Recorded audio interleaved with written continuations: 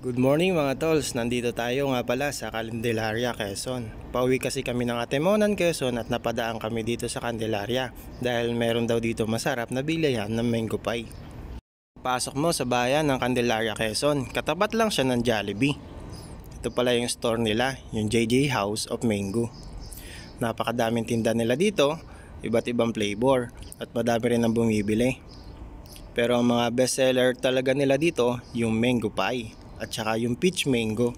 Kaso pagdating ko dito, ubos na daw yung peach mango nila kasi yun ang pinaka bestseller nila. Kaya mango pie na lang ang bibili natin. 280 pala ang per box nila, pero swabe at masarap talaga ang mango pie dito. Purong mango pala yung gamit nila at higit sa lahat yung lasa niya hindi masyadong matamis. Sadyang katamtaman lang at tamang-tama sa panglasa mo at hindi nakakaumay na hindi katulad ng ibang mango pie o ibang pie na nabibili natin na sobrang tamis.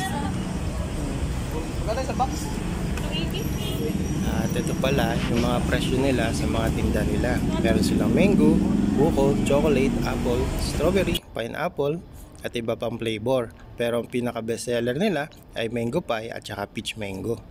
Medyo mahal yung peach mango, isang box ay 300.